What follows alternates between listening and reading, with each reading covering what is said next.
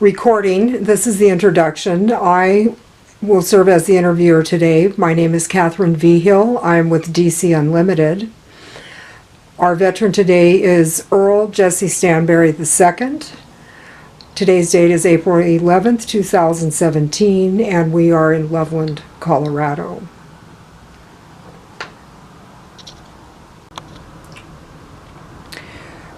Recording biographical details. Where and when were you born? I was born August 13, 1965 in Lake Charles, Louisiana at St. Patrick's Hospital in Calcasieu Parish. And let's do that again and start by saying my name is Okay. biographical details recording. My name is. You gonna ask the same question? Well, I first want you to say your name because the beginning, the introduction, I stated my name. Now you're going to start talking.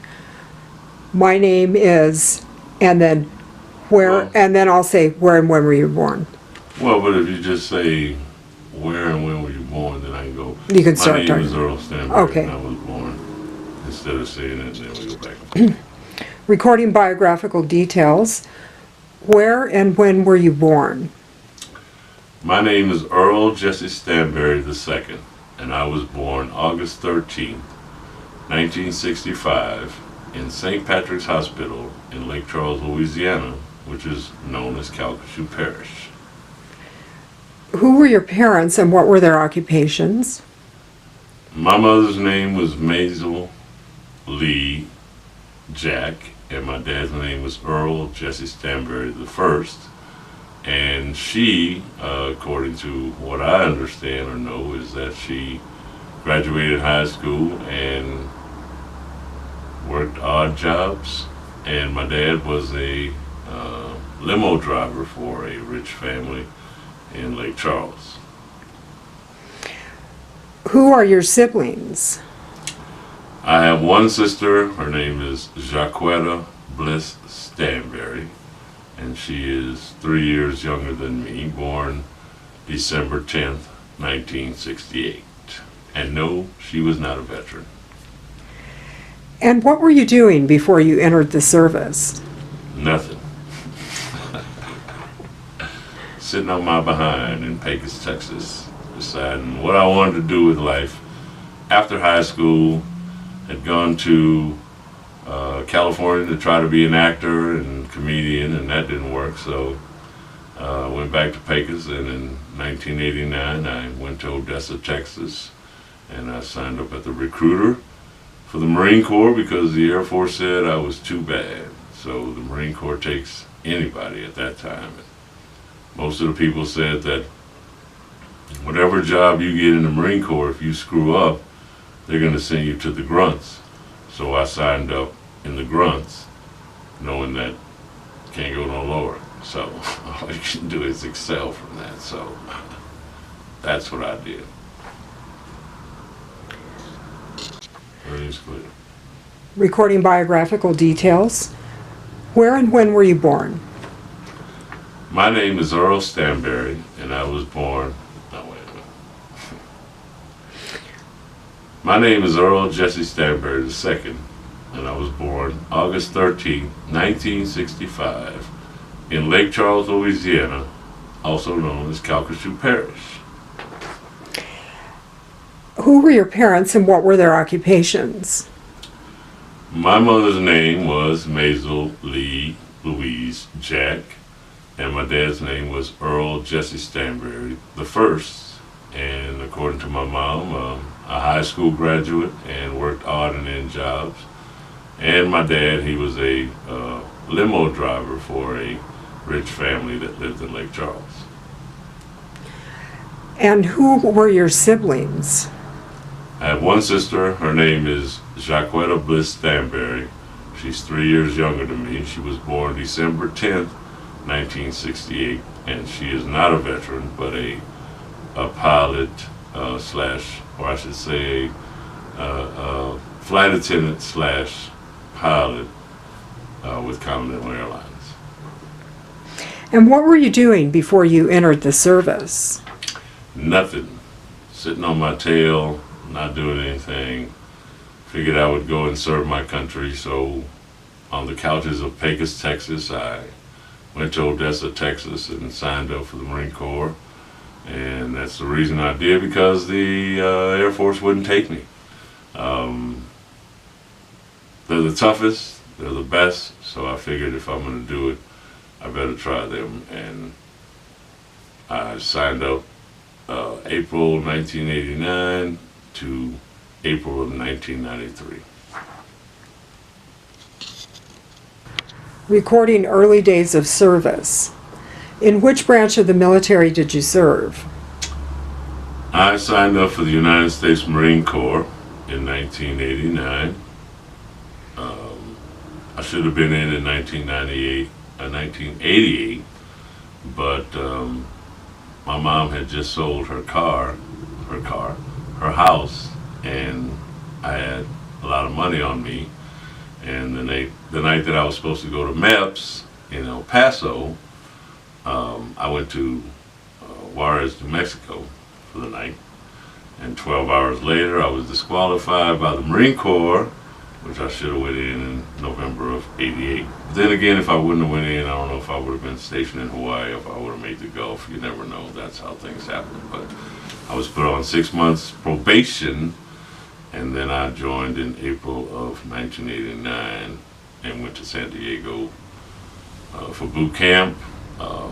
It was a wild experience. I was older than most of the kids there. I joined at 23 and excelled pretty good in boot camp, but failed to listen to orders the last week of graduation and lost my position as squad leader, and my platoon commander and platoon sergeant was pretty pissed off, and my senior drill instructor, and so I lost my position and ended up graduating boot camp as a PFC instead of a lance corporal. So I should have done better than that. Do you recall your instructors, and if so, what were they like? I was thinking about that earlier. I know there was Staff Sergeant Moreno and Staff Sergeant Aguilar, but I can't remember the guy that was in charge. Again, memory is poof, gone. But yes, I remember them. They were, just like you see on television, just like you see in the movies. These guys are trained to make you what needs to be made to accomplish the mission. And for some people they can handle that, and some people they can't. So again, I'm proud to be one of the few, the proud Marines. Like I said, Staff Sergeant, I don't remember too many of my boot camp lieutenants or any of that, but I do remember having a cellulitis of the right foot, which got me, the hernia got me pushed out of one class, and the cellulitis of the right foot got me pushed out of boot camp, and the hernia got me put back in my SOI, School of Infantry Training. So I believe through those circumstances is how I got to Hawaii, which is, hey, I don't know how it happened, but it was great. Well, what's an incident from your training that stands out in your memory? Can you think of an incident? Now, one that you can tell for the Library of Congress, of course. Well, again, my job, I was squad leader. My senior drill instructor picked me to be a squad leader. So I was squad leader for my 12 guys. I made 13 in my squad.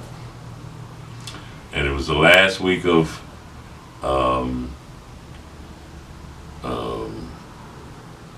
boot camp, and they told us to take 2 sets of outfits, and that's just, to me, was a little extra bulky, so I decided I was just going to take one, and if anything happened, I got wet or anything, I could dry it off, wear it the next day, no problem, show my troops I'm tough, and that's the way that would have happened. But apparently that didn't happen because we set up our lean-to tents, which 2 people in a tent, and I put my trousers on top of the tent to let them dry for the night. Well, whoever was on fire watch that night came by and took them. So when they reveille came in the morning, everybody stood out to attention. I was the only guy with a top and no bottom, which I had my underwear on. They call skivvies. So as a squad leader, that wasn't looking too good in front of everybody else, and I got fired. Just like that. So one of the guys that I used to dog during that time that I was squad leader became the squad leader. So for that last week, it was pure hell. Did you receive any specialized training, and if so, what? Squad leader school, I was meritoriously promoted throughout my 4 years from PFC, Lance Corporal, to Corporal. I went to Jungle Warfare Training School. I went to NTA Training School in Japan. We did cold weather training in California. We did cold weather training in Korea. We did desert training in California for the Gulf, which we ended up going to.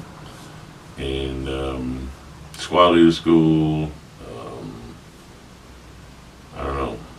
I know there's probably more, but again, the brain is functioning on a PFC level right now. For you all that know what that is. How did you adapt to military life, including the physical regimen, barracks, food, and social life? Food sucked, being a Marine, unless they brought hot rats to the field. But other than that, we had MREs, which we call them meals rejected by Ethiopians. They were horrible. Some were better than others. You used to trade those things off. You had Tabasco in some you didn't. You had salt, sugar, coffee, some of those things that were better than sea rats. But now from what I hear, the Marines are eating a little bit better with these MREs having M&Ms and all kind of little treats for them. The meat, you know, it's more processed than it was when we were there, but you don't have these meat chunks like you used to have when we were growing up. Love traveling around the world, tasting cuisines from different places. So I'm blessed to be a connoisseur of not only American food but other cultures, and it was a great experience. Recording wartime service. Where did you serve? I served with Fox Company 2nd Battalion, 3rd Marines, 3rd Platoon, Thumping 3rd Herd, out of Honolulu, Hawaii, on the island of Oahu, thank goodness. I also served in the Persian Gulf, Desert Storm, Desert Shield, whatever you want to call it, Gulf War. From January 15th, 1991 to March, whatever day it was when they called it all off. April, because March the accident happened in April. So, yes, served in the Gulf. And what was that accident? As best as I can recollect, I was carrying a 60 gun, which was the main power to the platoon, and my A gunner Barnfield was carrying the extra gear. It was heavy. We were wearing a lot of stuff. Barnfield fell out. He was in the company truck, so more gear was passed to me, and eventually I started falling behind because it was too much stuff. So some of the gear that I was carrying, they passed along to other people.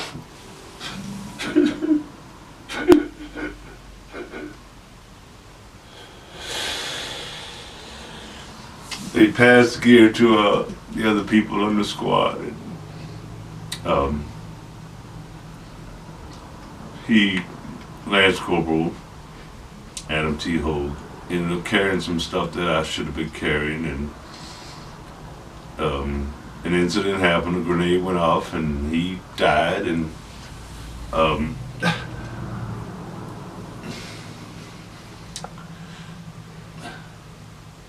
and still living with that.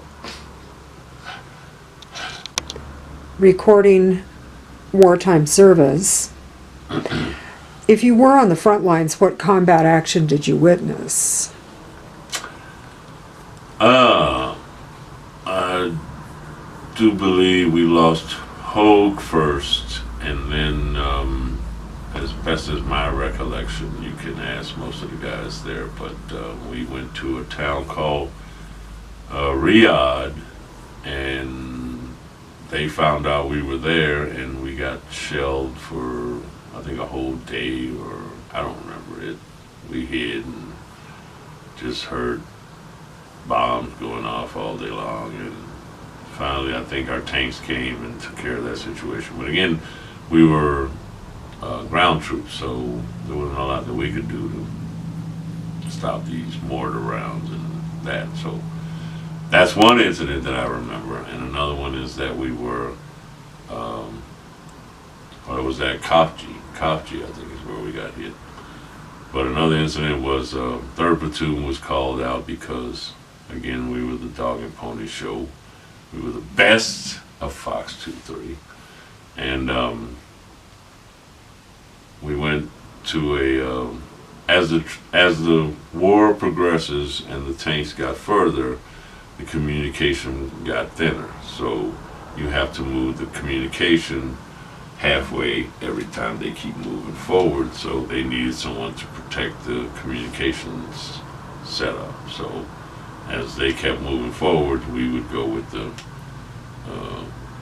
communication system and set up a perimeter, so if anybody started firing. But again, this is a tank war, we're in the desert, so the most that we heard and saw were a lot of tank things. And one of the things they told us that if a tank comes to you and you're in a fighting hole, that all the tank has to do is do a little spin here, and then you're buried for the rest of your life. So being a ground troop, that's something that you have to think about when you're in a desert situation, because there's nowhere to hide and they control everything. So thanks again to our Army and Marines that were in tanks, that you guys did your job. The air, I mean, they did their thing to make our ground troops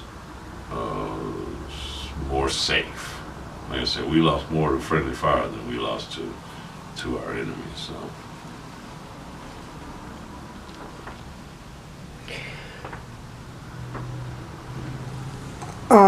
do you want to say a little bit more about the friendly fire?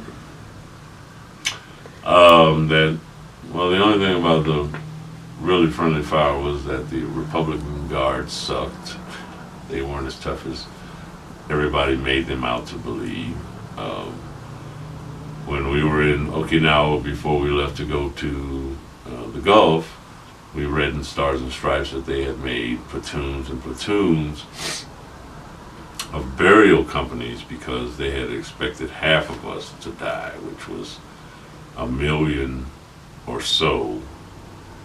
Half of that was supposed to be in body bags. Well, that didn't happen. So, in my opinion, when the military came back, they got rid of a lot of guys that were on the shelf, not doing anything, making money, and technology was changing to drones and these mules now that they have. It's high tech. It's a different game. So it's no more hand-to-hand combat like when we were trained. It's more of a shoot from miles away, laser type transformer Marine Corps that's happening here. So I'm blessed to be at the tail end of the last of the oorahs, and be hand trained to protect myself, as opposed to shooting objects from miles away with video games.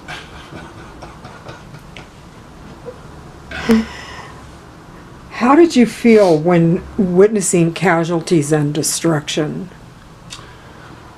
It ain't no joke. There's no retake. There's no reset button. There's no energy pills.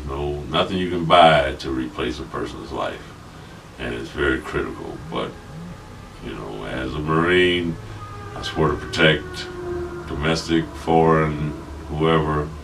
I'm a Marine for life, and if they ever called me back and they needed me, I would be there. I'd rather die doing something like that than to just die of an old age and rot away. So, I'm proud to be a part of this project, which I think every veteran should be willing to tell your story, so we can archive all these, because as I've learned, if you don't tell your story, somebody else will, and it may not be what you want it to be. So, at least tell your story. What kinds of friendships and camaraderie did you form while serving, and with whom? Well, I was pretty much a floater. I floated from 1st platoon, 2nd platoon, 3rd platoon, golf, some in Echo. I'm a friendly person. I liked the Marines I hung around with. I learned, I trained, I trusted. 3rd platoon, of course, we were the best of all of them. Everyone will want to argue that point, but that's just who we are. And we just had our reunion a few weeks ago, in Las Vegas for Fox Company. So it's very important for me to keep tabs on these guys, because my memory is disappearing every single day, and the events that I was involved in, I can't remember, and some of the things that I can remember, they can't remember. So we need each other to keep that record of who we are and what we did, and be proud of that. Again, we are 1% of the whole United States population as veterans, so I'm truly blessed to know these guys and ladies who served in not only the Marine Corps, but all armed services. How did you stay in touch with family and friends back home? Phone calls. We didn't have the internet then, so we made phone calls and wrote letters. And there was an opportunity once or twice, I believe, to call from the Gulf when we were in the back during switch arounds, because they try to keep everybody fresh to run down the enemies and stuff. But again, like I said, it wasn't anything too dangerous out there for us, because they couldn't live up to their reputation. So. What did you do for recreation or when you were off duty? I was in Oahu, which is Waikiki down there, so I tried to go work on this fantastic tan. And I don't know, we that's a good question. What else did we do besides go to the beach? We go and we party. We explored every place that we went to in Japan and Korea, and we lived it up. We didn't go and try to embarrass ourselves in some of these places, but we tried to learn the culture and the people. And if you're open to doing things like that, you should travel. If you're not, then stay here in the U.S., because it is truly an eye-opening experience to see how other people live and to see why they want to fight to come here. Well, the Marines have a reputation now. Oh, we are the reputation. That's right. We are the only ones the president never has to call an act of Congress to send us anywhere. Simplify. recording War's End, Coming Home. Where were you when the war ended? We were at the Kuwaiti airport. That was as far as we had gotten on our part of the mission. Ours was to secure the airport so they wouldn't be able to come back and fly things in and use any of those chemicals they were supposed to be using to us. What I do remember about this is also the oil well fires, the camels incidents, which some of them became international incidents because if we didn't cover our fighting hole and one of these camels stepped in and broke its leg or whatever and had to be killed, they were considered sacred animals there. So we had to learn all of that about using the OK sign. That wasn't good. The bottom of the feet was a threat. So there's a lot of great things that we learned about other cultures that, you know, even you have to practice this even during wartime.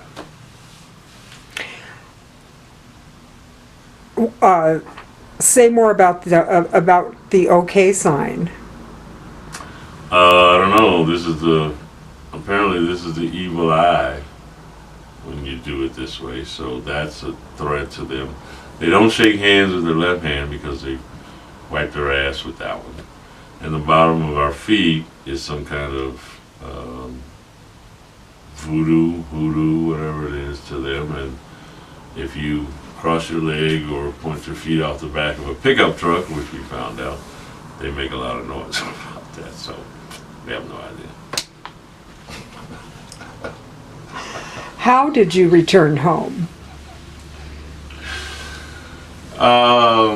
We got on an airplane.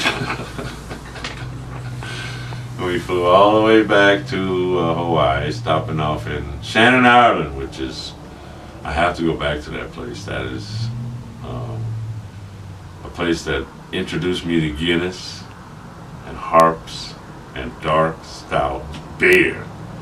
Room temperature. We're the only country that have cold beer, but in Shannon, Ireland, it was real Guinness. It was in a nice mug size thing there. And I was introduced to dark beer and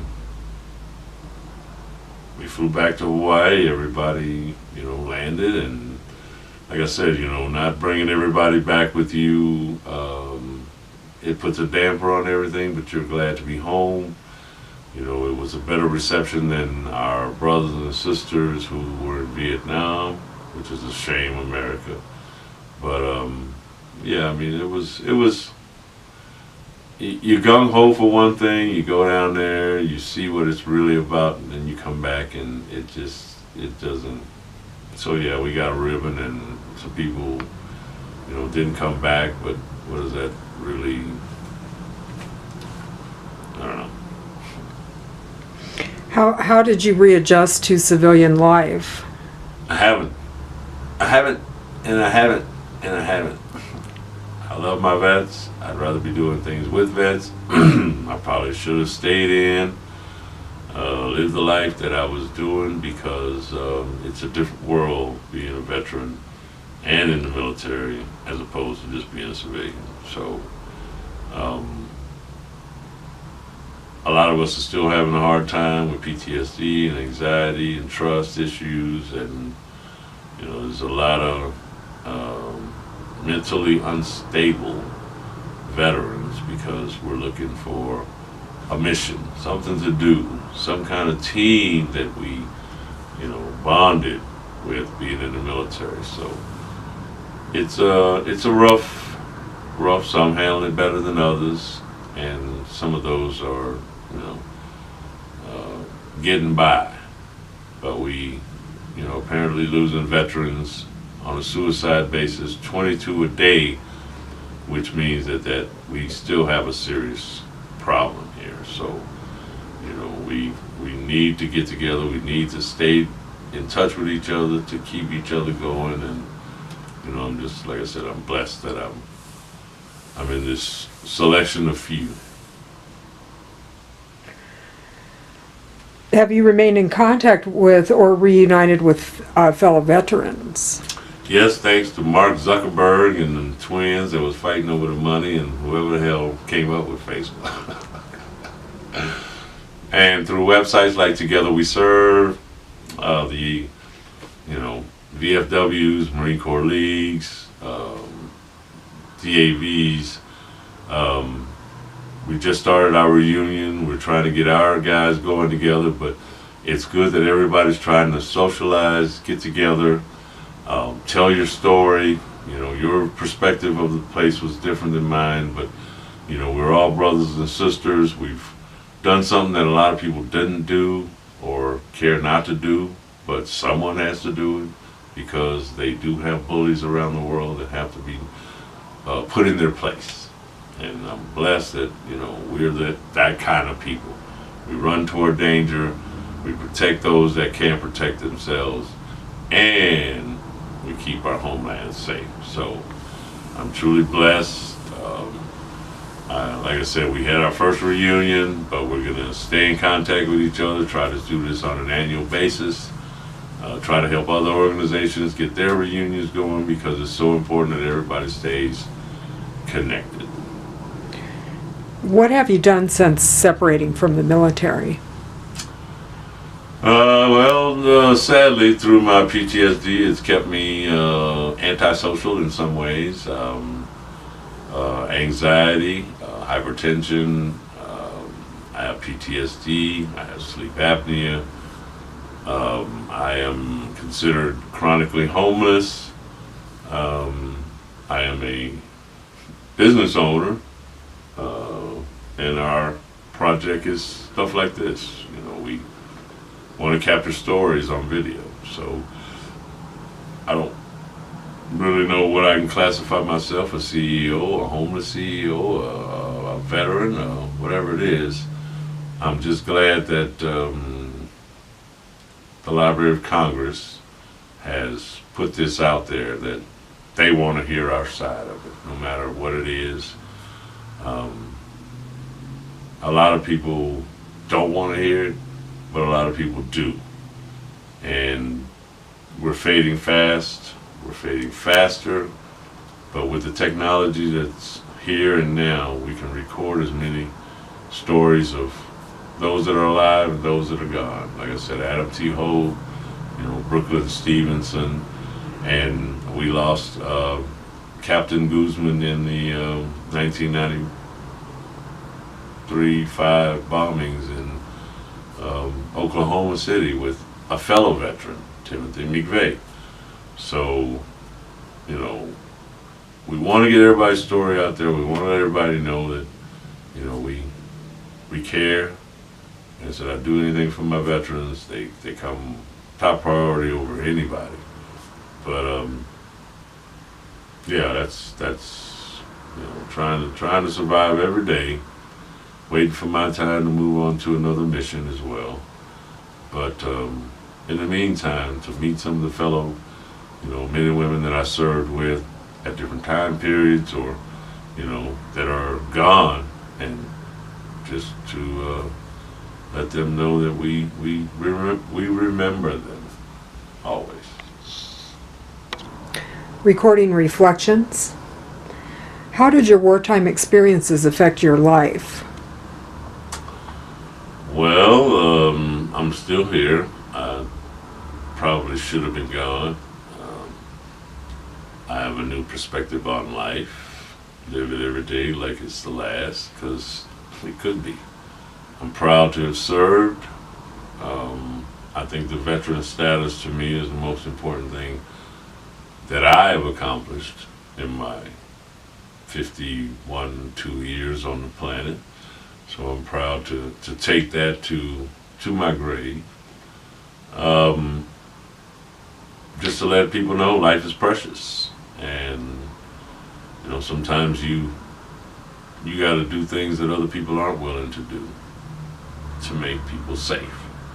So I know we all want peace in the world, but sometimes peace comes through violence.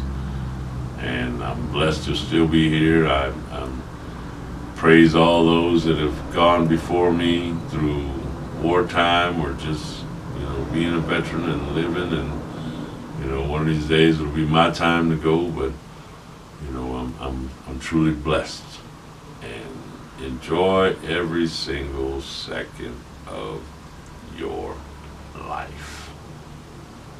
Semper Fi.